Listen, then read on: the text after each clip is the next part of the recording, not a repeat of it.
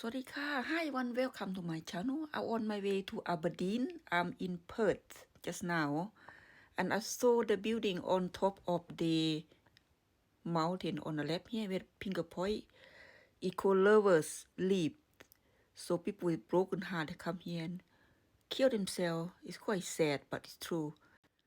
We will be arriving soon. Here we are, my friend. Drumoak Castle. Beautiful, sunny, bright day. Very lucky today. Sun come in and out, but nice day. Lovely place. สวัสดีค่ะ มาถึงเลยค่ะปราสาทดรัมมาชมรอบๆข้างนอกก็สวยนะคะบรรยากาศดีค่ะขอบคุณมากนะคะ and here my friend is courtyard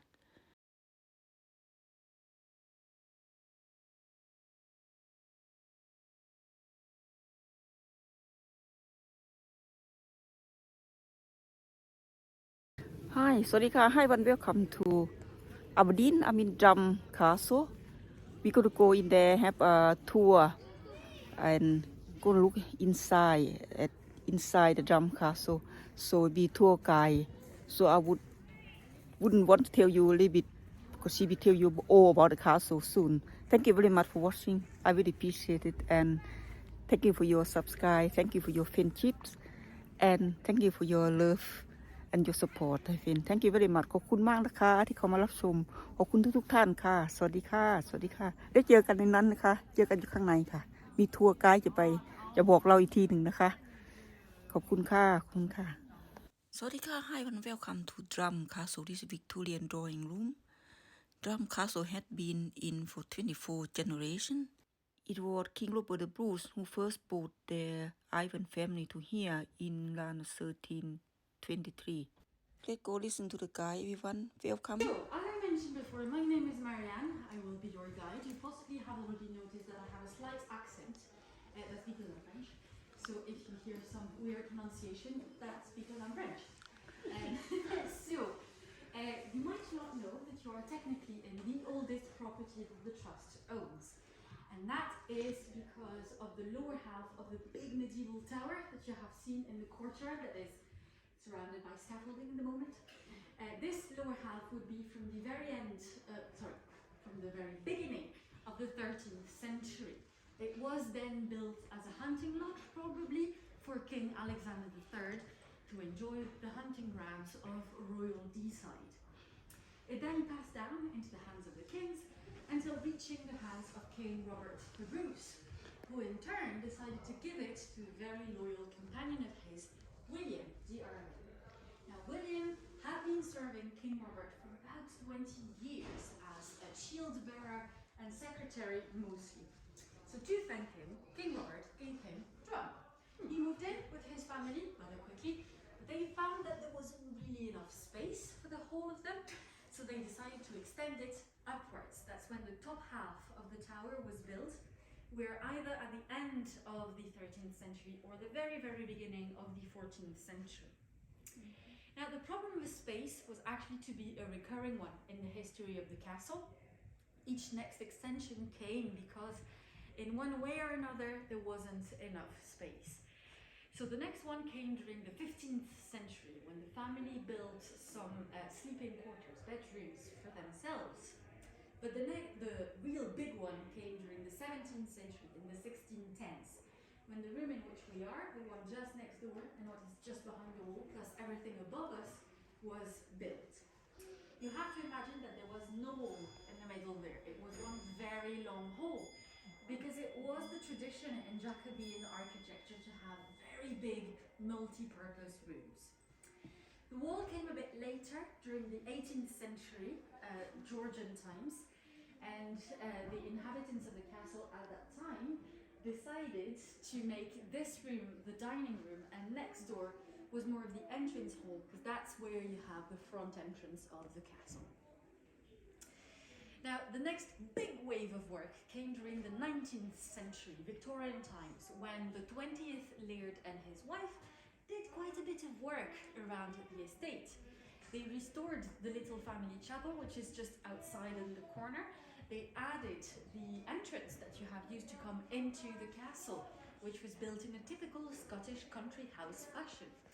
They added the long corridor that runs the entire length of the Jacobean mansion house, the Victorian gallery, in which we will go a bit later. And they added the ceilings above your heads. Beautiful oak panelled ceilings. They are interesting because of the provenance of the oak. You could think that it would be quite local. After all, the woodland of Drum is mostly composed of oak. The family would actually sell this oak to shipbuilders in Aberdeen for quite good money. Hello, are you joining us on the tour? Yeah, it's okay. Fantastic. We'll have this just the beginning. I was talking about the ceiling, which is made with oak, but oak that is not coming from Drum, even though the woodland of Drum is mostly composed of oak, because this oak fireplace that you can see next to me, this time the oak is from Drum. The tiles, ceramic tiles, are English, and the fire back with the thistles is from Kintore, which is about 20-ish minutes away by car from here, so quite local. This was actually a wedding present, quite the nice wedding present, to the future 21st Laird of Drum, on the occasion, of course, of his marriage. Now we're going to talk about the paintings a bit. There are quite a lot of people around the room. I am not going to talk about all of them because we would still be there tomorrow. So I will stop on 4 people. The first person I want to talk about is the lady just there. This is Mary Irvine. Mary was the sister of the 17th Laird of Drum. He was in seat right around the time of the Second Jacobite Rebellion, so around 1745. Now, at the time, the Irvines were Jacobites. The Laird did go to Culloden to fight alongside Bonnie Prince Charlie. And I don't think I will teach you anything new when I say that Culloden didn't really end well for the Jacobites at all. The battle was over in about 40 minutes, so yeah, it didn't really go well. The Laird, though, did okay. He managed to flee fast enough. Sorry, I'm just going to close that for a second. Horse, and when he came back, it was Mary who welcomed him because she had been left in charge of the castle and the estate.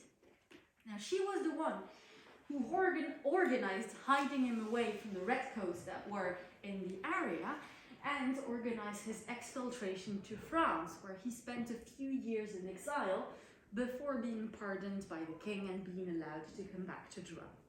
In the meantime, Mary was still doing the work of managing the estate, and she was doing a great work.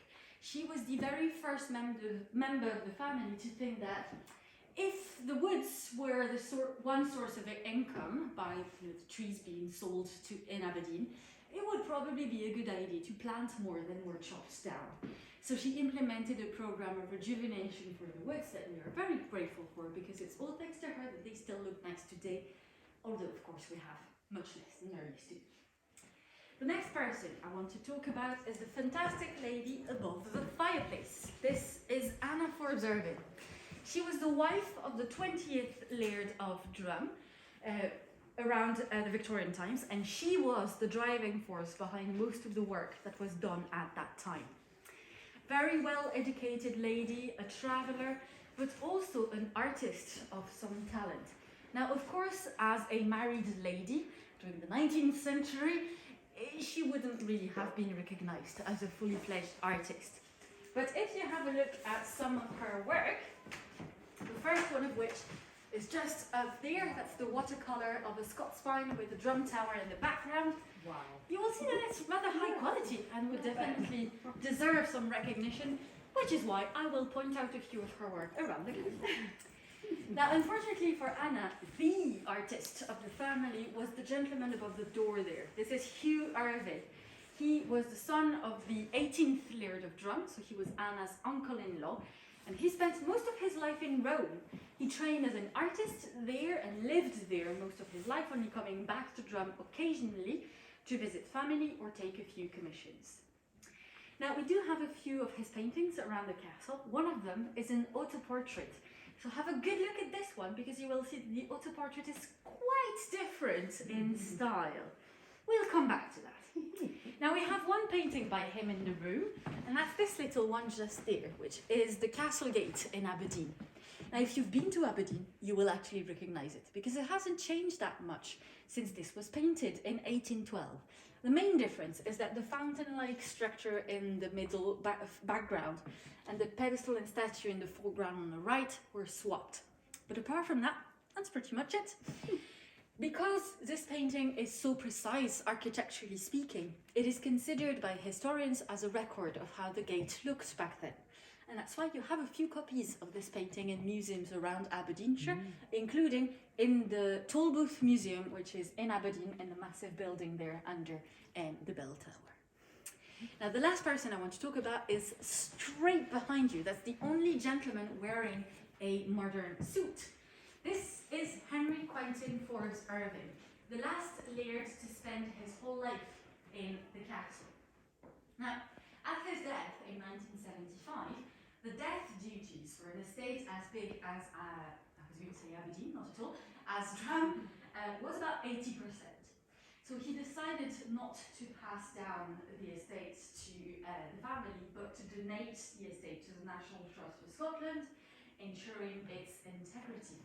So he bequeathed the castle to the National Trust for Scotland at his death in 1975, and that's why we have it and why we care for it. Now, that was a lot of information. Little break. We're going up into the dining room. But just before, I'm going to go open that door again. So